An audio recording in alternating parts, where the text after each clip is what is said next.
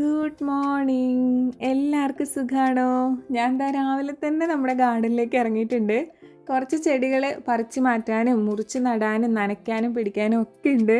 ഇതൊക്കെ ഡ്രീം ചെയ്തിട്ടാണ് ഇന്നലെ രാത്രി ഞാൻ കിടന്നുറങ്ങിയത് തന്നെ. സോ രാവിലെ എഴുന്നേറ്റപ്പോൾ എന്തെന്നില്ലാത്ത എനർജി ആയിരുന്നു കേട്ടോ. കുറേ നാളായിട്ട് എൻ്റെ ഈ കട്ടർ എടുക്കാതിരുന്നിരുന്ന് എൻ്റെ കൈ ഇങ്ങനെ തരിക്കുമായിരുന്നു ഇതൊന്ന് പിടിക്കാനായിട്ട്.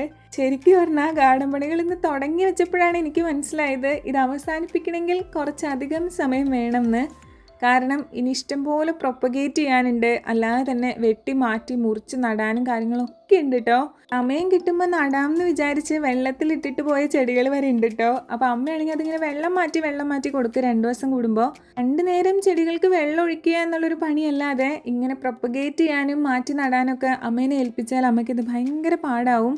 അങ്ങനെ കുനിഞ്ഞ് നിന്ന് ചെയ്യാനൊക്കെ ഭയങ്കര പാടാണ്. അപ്പം ഞാൻ അതൊന്നും ചെയ്യണ്ടെന്ന് പറഞ്ഞിട്ടുണ്ടായിരുന്നു. പിന്നെ ഞാനൊന്ന് വന്ന് കിട്ടിയിട്ട് വേണം ഇങ്ങനത്തെ ഉള്ള പണികളൊക്കെ ചെയ്ത് തീർക്കാനായിട്ട്. പിന്നെ ചേച്ചിയോട് പറഞ്ഞാൽ ചേച്ചി ഹെൽപ്പ് ചെയ്യും. പക്ഷെ ആൾ സ്കൂളിൽ പോകുന്നതുകൊണ്ട് തന്നെ ആൾക്ക് അങ്ങനെ കാര്യമായിട്ടുള്ള സമയമൊന്നും കിട്ടുന്നില്ല. പിന്നെ ഇതൊക്കെ ഉണ്ടാക്കിയിട്ടിട്ട് പോയത് ഞാനായതുകൊണ്ട് ഇതിൻ്റെയൊക്കെ ഉത്തരവാദിത്തം എനിക്ക് തന്നെയാണ് ശരിക്കും. പിന്നെ ഒരു കണക്കിന് പറഞ്ഞാൽ ഇതൊക്കെ ഞാൻ തന്നെ ചെയ്യുമ്പോഴാണ് എനിക്കൊരു സംതൃപ്തി കിട്ടുന്നത്. അങ്ങനെ അച്ചാലും മുച്ചാലും ഓടി നടന്ന് നമ്മുടെ ഗാർഡനിലെ ഒരു സൈഡിലെ കുറേയൊക്കെ വെട്ടി മാറ്റിയിട്ടുണ്ട്. അങ്ങനെ റെസ്റ്റ് എടുത്ത് വന്ന് കിടക്കുന്നതാണ് കേട്ടോ.